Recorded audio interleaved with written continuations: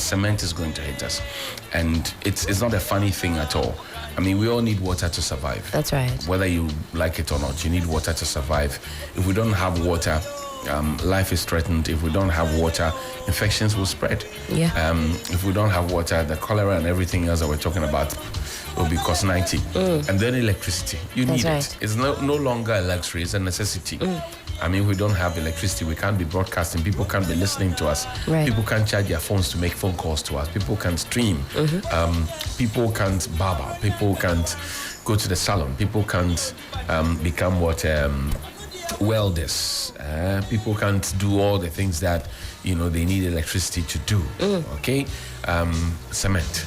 It's become a necessity as well. Absolutely. So, how did we decide that we're going to bring all four at once at the people whose income levels have not changed?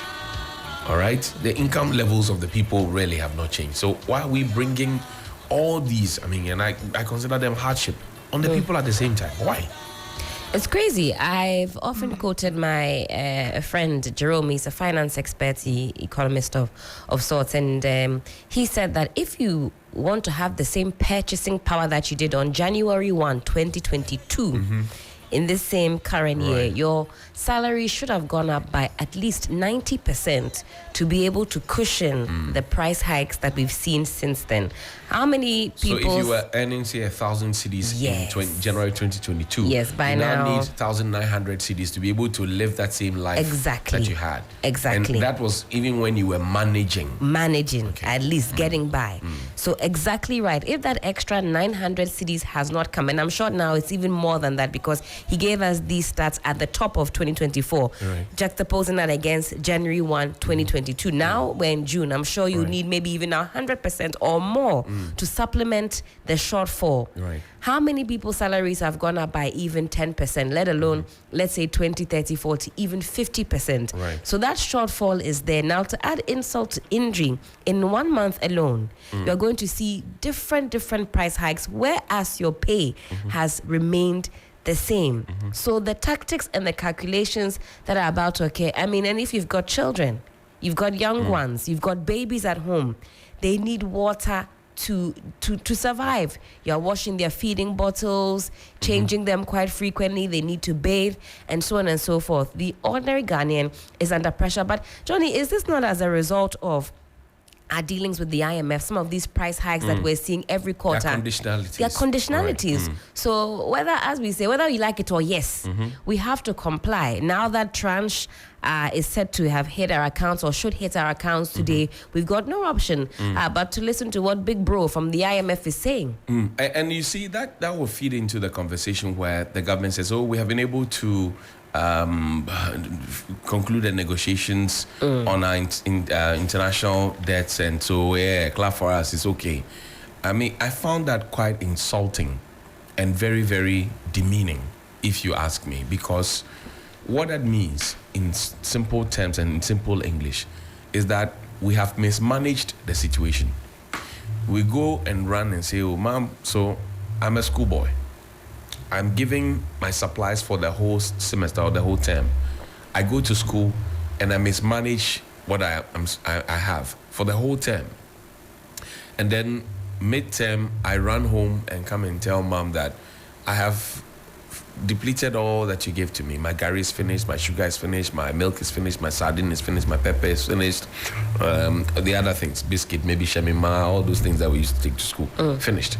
So your mom restocks for you or says that, okay, I can't give you everything, but what I can give you are the essentials. So let's see, garri, maybe tinned fish, pepper, and then maybe milk. You can manage these ones. Then you run back and come and say, yay, we have been able to get some more supplies. So Charlie, come, guys, let's have another party. And then in having the party, you fix us into an even deeper mess. And then you say, okay, we are in this together. Let's solve it together. That's essentially what we are doing. Because if we're managing our resources well, and we're being disciplined as IMF and the World Bank and everybody now is breathing down our necks.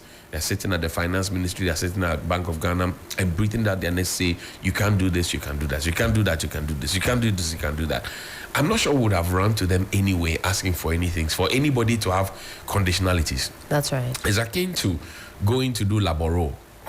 for those who don't know and for those who are not Gen Z, laboro is the terminology used for going to borrow somebody's outfit or somebody's maybe jewelry or something to wear to go to a function to impress. You've gone to do laboro, okay, to go and impress. If you attend the same event with the person you have done the laboro from, at every turn he will tell you, Charlie, sneakers no yene boko. Exactly. If you one by one. In Tomano, they form too much. Mama and sure she because now the person feels entitled to control you because you came to the person without clothes and that were fit for purpose for that particular occasion. Because when you had your clothes, which could have been used for that same event, you decided to wear it on a daily basis. You decided to use it to go hunting or doing whatever thing you wanted to do. And by the time the event was due and then you needed something, that dress was unpresentable, okay, or that shoe was unpresentable to take to that function. And that's what we have become, a laughing stock, globally. And it hurts to know that these things are coming to us on the 1st of July. The 1st of July, when the whole country back in the 60s used to jubilate. 1st of July 1960 was a jubilation day in Ghana. That's right. 1st July 1961, when the Queen came, it was even much more merrier. How did we descend so low that 1st of July 2024, we Ghanaians are crying? How? Honestly, Johnny, when you draw the parallels and you mentioned that today is Republic Day, and it's supposed to symbolize us transitioning from constitutional rule under the British to now being an independent republic with its own president as head of state, as we do know now. So that those themes of independence, standing on your own 2 feet, being a sovereign nation, able to make and take its own decisions, on a day like this, when you reflect, doesn't it just not look, it looks a bit funny that you have all these conditionalities imposed on you by another as a sovereign state on the day that you are celebrating your republic as an independent state. It's one that is concerning, and we're picking your views also on the socials. We want to know how you are managing or how you are proposing to manage for the rest of the year, and in fact the entirety of July, because we've been hit with a quadruple whammy: cement, fuel, electricity and water prices going up. We want to know how you are going to do it. What are people saying on social media? I think we put up a post to try and understand how people feel about this particular thing, and we want to understand what they feel. In the meantime, we're working the phone lines to get Nana Amoasi, the 7th, of IES to speak with us. And then we will also hear from you, hopefully. Mind you, later on in the show, we will get a chance to interact with Dr. Adam Bona. He's a security analyst. The Concert Police tape is out, and it will be nice to hear his viewpoints on it, especially knowing that he's a very important personality within the security community in Ghana. But what are people saying on social media? All right, so apocalypse. Oh my goodness, this was posted just about an hour ago, 7:29 exactly. 1 hour only. 1 hour only, and your what are thoughts they are saying? coming in. So Sir Benjamin says, let's all vote for Dr. Bawumia. When he comes into power, he will lower this. I don't know whether this is sarcasm or not. I believe him. Okay, Captain Kofi says, what wrong did Ghanaians do to deserve this? Asira says, this song is for our current situation as a nation. He has a song request. Okay, the song says, teach me. Okay, I don't know who needs to be taught. Bill says, the cost of living keeps going up. What does the president mean by, I told you we know how to bring the economy back? They want to know. Mary Kofi Gan, he wanted to be president at some point, independent candidate. He said when the president said, I am a man in a hurry, we all failed to ask him, in a hurry to go where? Where? Now we know where. Where was he in a hurry to go? And we didn't ask him, but now we know. Now we are there, where we find ourselves. Agbebola. Oh my How goodness. much is money? Christian says, please ask the government about the gold for oil deal because things are extremely hard and this is outrageous. A number of you also asking about gold for oil and its effects on the prices. Wilson says, IMF, is that you? And this one, Johnny, you'll appreciate. Derek on point says, Kwame Nkrumah must be proud of us. Right. Because again, today is Republic Day, isn't no, it? I'm not sure he will be proud of us. He will not be proud of us. It will be akin to the father who slaved and worked so hard and got everything that his children needed, and all his children did was to squander everything and go begging from the people that their father used to take care of. Their father used to support, their father used to, give hand-downs to. It would be so embarrassing. And the father would never, no father would be proud of that situation. That you're a rich man, wealthy, a well-connected businessman, and then all you do is squander everything and come back to nothing. But final one, Johnny, here, because of what is going on the continent. Currency Forte says these same price hikes have been orchestrated by the IMF. The IMF is asking government to tax and levy citizens heavily. This is exactly what happened in Kenya until the Gen Z rose up and said no, they will not be taxed. They will not tax land, homes, public utilities as long as they are there. Well, Nana Amoasi VII is with the IES Executive Director. That's his chief servant role. He joins us on the phone line. Nana, good morning. Nana Nkwado, thank you so much for joining us. Good morning to you, to your co-host and your listeners. Nana, fuel prices will go up again. And by fuel, I mean diesel, petrol, LPG, and kerosene. On the 1st of July, that's what we are learning, or if we like, the first pricing window in July. How did this happen? Well, the indication I think from analysts at IES is that it's largely due to two key variables. Our own forex exposure. There's a strength between our local currency and the importing currency, the US dollar. The analysts find that the value of our cedi has declined once more. Unfortunately, on the world market, fuel prices are also gone up. Gasoline is gone up by 1.5% thereabouts. Gas oil that we call diesel is also gone up by 6.84. LPG on the world market is gone up by 9.03%.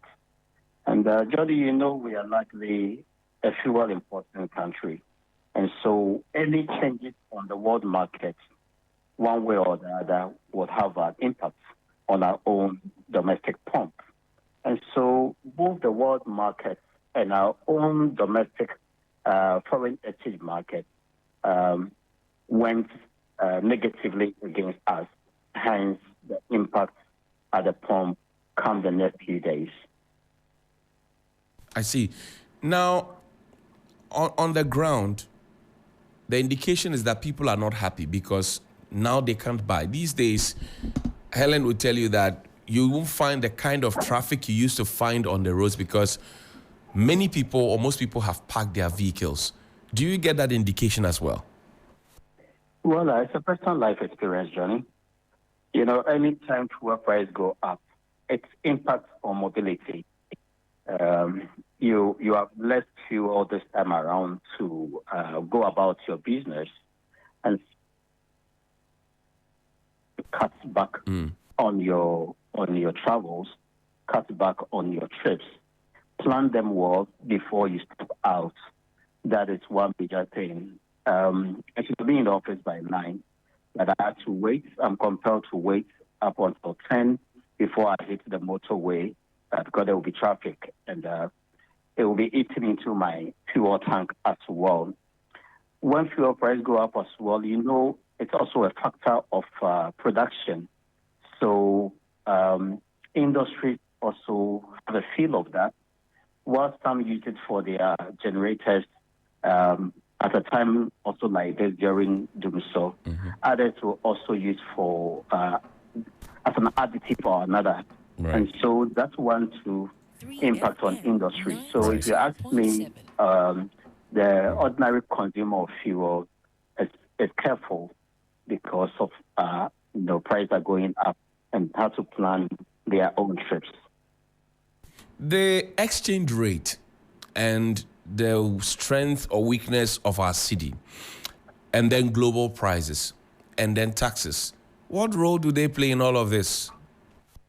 Of course, we've mentioned another key variable, the taxes as well. Taxes, levies, or margins, let's call all of them taxes same. Anytime taxes increase on fuel, it means that per liter price is equally gone up. And so it also impacts on that. When your city strength falls, it means that importers will need additional cities to support, assuming they are bringing the same size of cargo. As a 10,000 metric ton they brought it last month, they want to bring same this month. And after they have sold their products in Ghana cities, they have to change into dollar terms. And so when dollars go up in price, it means that they will need additional cities to add on to get the same quantity to bring it ashore. And so the importers will also, factor in that forex exposure into the price for the oil marketing company. So definitely also impacts on price at the pump. Then when world market price go up, you don't have any control. You have to extend it same. So it's a pass-through effect, also impacts on prices. So you mentioned the three key components: the city strength, the world market prices, taxes on the commodity. Then if you're not fortunate and you have fuel shortage as well, people take advantage of that. Less of the commodity, the easier you may think that you can increase your price because there's less of that commodity. And the pain at the pump is always the overarching conversation, which is then transferred on to the consumer. Trotro drivers will take their due. Uber, Bolt, Yango drivers will take their due. Taxi drivers will do that. Okada riders will do that. And then it will then go on and affect the general cost of living. How do we get ourselves out of this? Because we know that there was the big announcement of the novel gold for oil policy. And then at some point, we even knew that it was gold and cash for oil policy. How has that not taken us out of this entangled web? Well, we were not expecting the Good for Your program to do any magic around this conversation. If you want to do, let's say, activate the existing domestic gold purchase program for Bank of Ghana, so be it. Then it means that you are trying to reduce pressure on your own forex reserve. That is okay. But to think that you can use gold to go and buy oil and that will give you some advantage at the pump, it is disingenuous, and we thought I was not going to do anything. Look, Johnny, they did mention three key things that the Gold for Your program was going to do. Right. One, that is going to reduce fuel prices. It is also going to stabilize the city and forestall fuel shortage. Fuel shortage was not a problem until the last 3 years, 2 years. But for many years, we've had stable fuel supply in the country. So that's not a problem at all to even address. But then to stabilize the city, when the Good for Your program kicked in, let's say January, mid-January and February, the city was going for 12 to 38 pesos. Today, what's the strength of the city? 15 to 28 today. At the time that the Good for Your program kicked in, price was around 14.90 per liter in February. Today, it is around 14.30. What impact that is made? And we are going to cross the 15 mark line before the end of this week. And so go issue here. We should look for more concrete approach. Nana, you'd have to readjust yourself so we can get your line. Your line is tripping. Is it better, Johnny? Yes, it's better now. Okay, sorry. Thank you. So I'm saying that we should look for a more concrete approach than this knee-jerk, approach. Now, what next? Because we're just in July. August will come, so will September, October, November, and hopefully December. The pricing window will always be open, and then fuel prices will go up, maybe come down, we hope and pray. But what next?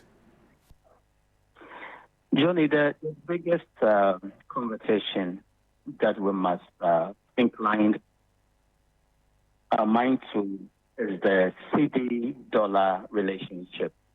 The managers of the economy must work to ensure that our CD is stabilized or gain strength against the U.S. dollar. If we don't work at that, even if world market price don't go up and your CD misbehaves, it will hurt you at the point. The next is that we must not attempt to increase any levy or tax. If anything at all, we should take away some of the taxes, particularly on LPG, to spare consumption. Then the next is that you are looking at world market price. Yes, as long as we keep on importing, we are exposed to dynamics on the world market. We've had our own Amoasi refinery for more than 3 years, idle, utilization rate 0. Meanwhile, we are an oil production country, and we watch all our crude oil get exported.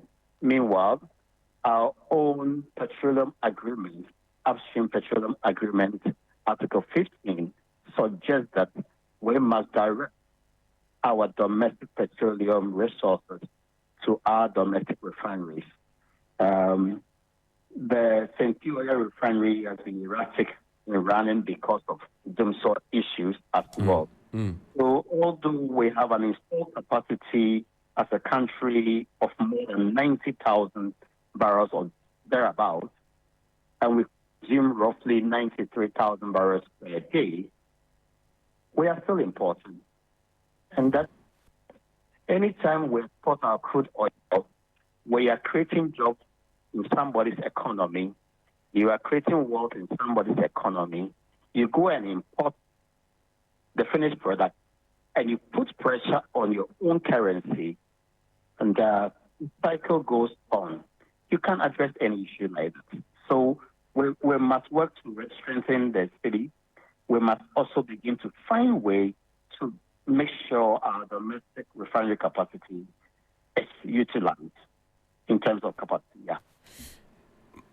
This is a very tricky one. Somebody asked me that, are we facing these price hikes because we are at the table with the IMF? Not at all. Not at all. IMF doesn't control world market price. IMF is not controlling. They are not the manager for our, the Ghana cedi against the US dollar.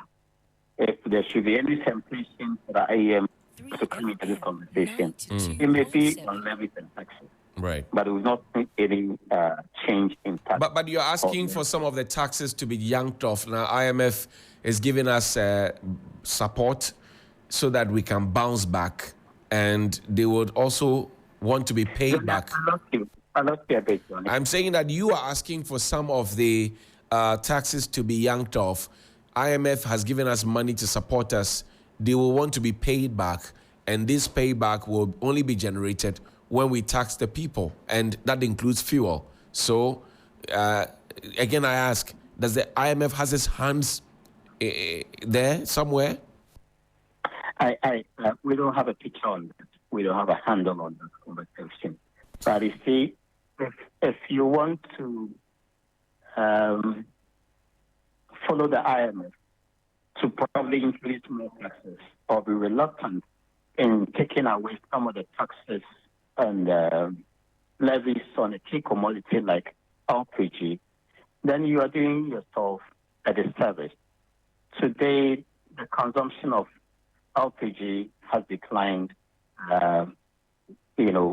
significantly, and the consumption of wood fuel, charcoal, has gone up. What you're doing is that you are emitting more of carbon dioxide. It is impacting on the health of our women and children, particularly in the kitchen.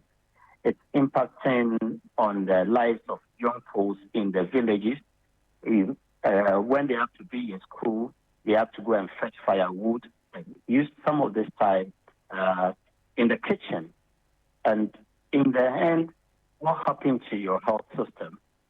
You have to go and for additional money to come and heal your people, and that would have been gone long time ago. And so let's look at the conversation very well. When you increase, when price of fuel has gone up as well, largely it reduces our disposable income. It hurts our pockets and it hurts our life as a people. And so government must find ways to address some of these challenges. We are not in the sea; they are in the sea, and they should provide a solution. Nana Amoasi VII, Executive Director, IES, we thank you very much for your time this morning. Thanks for having me, Johnny. Great. We go now back to our earlier conversation at the North, and Christopher Moako is joining us. He is our Northern and Savannah regional correspondent. We understand that 8 children, or lifeless bodies of 8 children, have been found in the residence of a gentleman who is now in the grips of the police. Chris, good morning. Thank you for your time. Good morning, Johnny. Great. You tell me now, what happened yesterday? We saw flames of fire, we saw an Opel vehicle, and then we saw a gentleman, and then some pictures of some children. What is happening?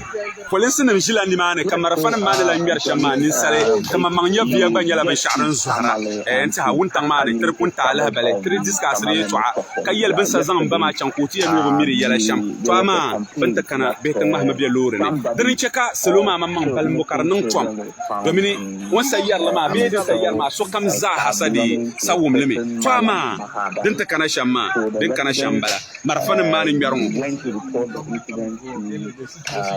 the continue bear with us, bear him here with us. Tokoto chang haleta pani mani. The benang easy, the benang easy. Tabane tumnuma, etata tumnuma kale, the banyafli, Yalavasharan admitted that he had murdered 2 children on the 25th of June. And he also confirmed that this brings to a so the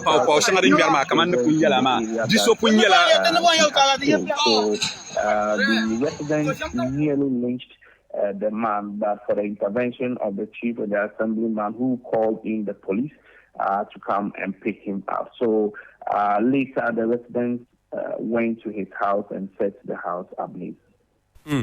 Now, the families of these children, these 8 children, do we know when they indicated that the children got missing, and under what circumstances did they get missing? Okay, so they have reported cases of their children getting missing, but the very recent one was on the 22nd of June, where 2 children, but the recent 2 children, they were reported be missing, and a case was made at the police headquarters in Tamale.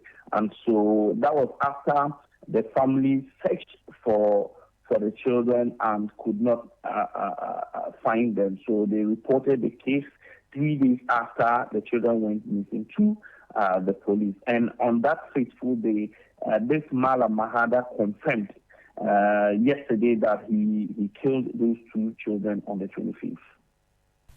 The mood in the town now. Yesterday they set the home ablaze. Have the police said anything about evidence being lost? What has been their preliminary comment?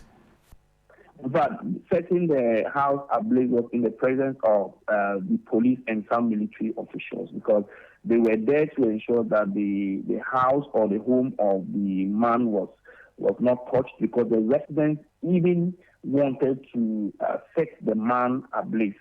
And so they had a confrontation with the police, and the police managed to leave the scene with the suspect. Had it not been for the intervention of the police, by now the man would have been a dead man. So he's being held now in police custody. Exactly so, Johnny. Do we know if he has been charged yet as of this morning? Okay, so the incident happened around between 9 and 10 p.m. yesterday, and this morning, police, we tried to get them to talk to us what they have.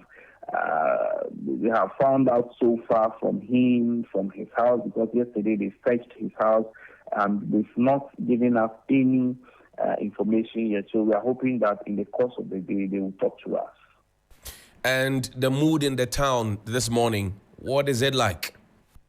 Very sad, Johnny, because this situation has brought about some fears amongst the people, and the fact that religious leaders that they even trust, someone who holds some respect in the community, could go that extent of doing this. So people are sad. People are talking about the fact that the people that we revere in society are the ones that commit the heinous crimes. And so it's a sad situation in the Kapayele community and the entire Tamale metropolis. Now, this will come as a shocker. So, again, now, children this day going to school or going to Makaranta or the mosque.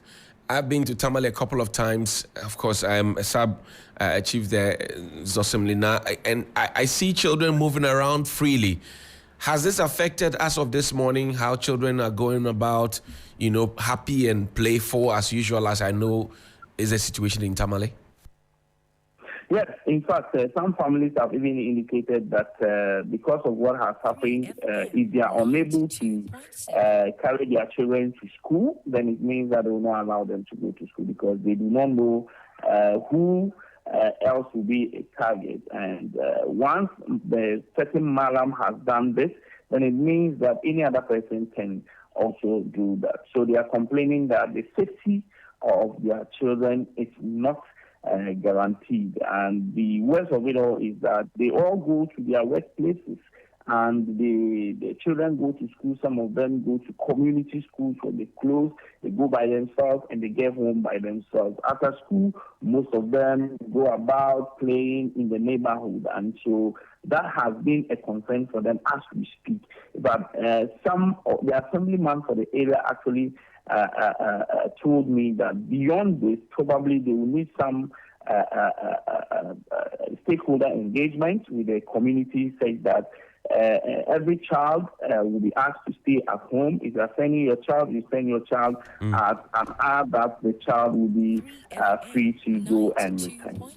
Christopher Amoasi, I thank you very much indeed for your time. Thank you, Jordan. Grateful. That's Christopher Amoasi. He's our Northern and Savannah regional correspondent. Helen, you're now getting some more meat on the matter. Yes. We know that it's in the residence of a certain big man that this happened. Shocked? Yes, definitely so, especially with how the children have been able to go to school freely without the parents' intervention. But it's quite sad to hear that some families have decided that if they're unable to take the children to school directly, then the children will not go to school because they don't know who's lurking in the shadows to do some harm to the children.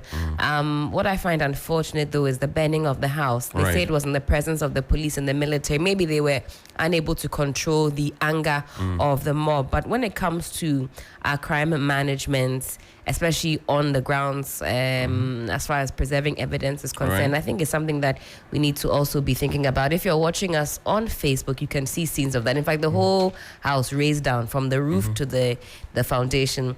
This residence is on fire with an angry looking mob outside the residence of this suspected killer. But of course, as it unfolds, we'll be getting more updates on that. But very, very unfortunate. If your kids are going about their day, I'm sure today the mums and dads, their hearts will be in their stomach because a predator walks and lives amongst them. Sad one indeed. I know that in Tamale, the children move about freely. Bonazo Semlina, I know that for a fact. I go to Tamale. Good morning, Your Highness. Yeah, thank you. And I go there, and this is troubling. Quite troubling. The children go about their duties on their own. They go to school on their own, they come back. You find those who are fairly old, they're 12, 15, holding the hands of the younger ones to take them to school and come back. Some who are 17, 18, 19, they ride motorbikes with them to school and come back. They're free. You could see some of them with cattle and sheep and, all of that. I'm just wondering how all of this, if the parents decide that, well, if I'm not moving with them, then they cannot move. How that's going to affect the economy of the Tamale area, because also the parents have to go to work. Yeah. Right? They're either selling maybe cocoa or going to the farm or selling some wache or something, to fend for themselves, or going to sew or, something. Anything. So if they don't start early, if you've lived in a farming community before, you know that you have to wake up very, very early at dawn and go to the farm, start working before the sun comes up. Because if the sun goes up really, really hot, you would have to abort. Right? You start before that. You have to leave. You have to start very, very early. Okay? And then you have to, when the sun comes up really, really hard, that's when you're doing your harvest to come back home and come in. So ideally, you will make your way to the farm. Right. And the children who go to school. Will go to school. They don't need you to really be there. Now, if you have to stay to take them to school before you go to the farm, you've lost those productive hours where you could be working without that scorching sun. What that means is that it's going to affect our food. That's right. And then their livelihood, and then the general economy of the area, because just one person decided to be greedy and be evil and be wicked. We'll take a break. When we return, Dr. Adam Bona will join us. The Konkonsa police report is up. We'll see you shortly after this break. The luckiest.